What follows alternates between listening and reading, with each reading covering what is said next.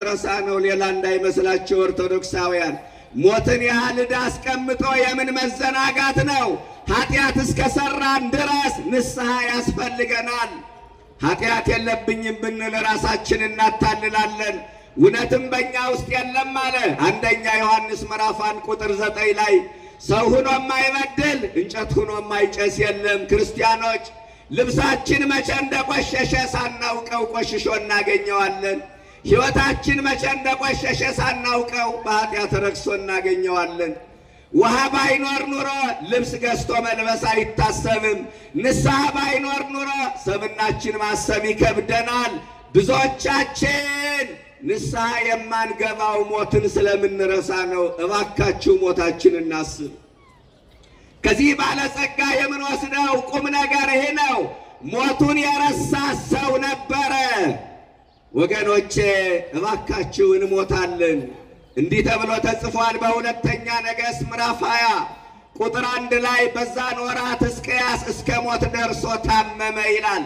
ነቢዩ ኢሳይያስ ወደ እርሱ መጣና እንዲህ አለው፣ ትሞታለህ እንጂ በሕይወት አትኖርም፣ እናስተካክል አለ። ምን አለው? ትሞታለህ እንጂ በሕይወት አትኖርምና ምንን አስተካክል? ቤትህን አስተካክል። እንሞታለን። ኦርቶዶክሳውያን ብዙ አይነት ሞት አለ። አንደኛው የቁም ሞት ነው። በቁሙ የሞተ ሰው የለም።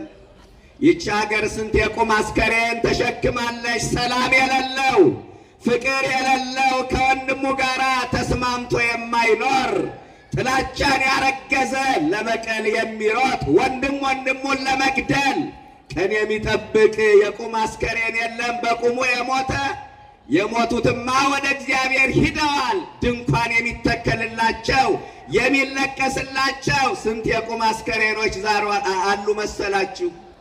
አንገት እየቆረጠ እጅ እየቆረጠ ዋንጫ እንደበላ የሚጨፍር ትውልድ የሞተ የቁም አስከሬን ማለት ይህ ነው። ኦርቶዶክሳውያን ወደ መንፈሳዊ ስናመጣው ደግሞ በስመ ክርስትና ዕድሜው ያለቀበት አለ ተብሎ በሕይወት ያልተጓዘ፣ ሙቷል ተብሎ ያልተገነዘ፣ በቃሉ የሚያፌዝ ኦርቶዶክሳዊ ሆኖ ማይጾም ማይጸልይ ማያስቀድስ አስራት በኩራት ማያወጣ ይሄ ነው የቁም ሞት አንደኛው። ሁለተኛው የሥጋ ሞት ነው። ይህ የማይቀር ለሁላችንንም የተሰጠ እድል ነው። የማይቀር ጽዋ ፈንታ ነው። ሶስተኛው የነፍስ ሞት ነው። የነፍስ ሞት ምንድነው? ሲኦል መውረድ ነው። ወገኖቼ የነፍስ ሞት እንዳይገጥመን እባካችሁ የንስሐ ስንቅ ይኑረን። የሥጋ ወደሙ ስንቅ ይኑረን። ሩቅ ሀገር የሚጓዝ ሰው ስንቅ ይይዛል፣ ቢርበው ሊበላ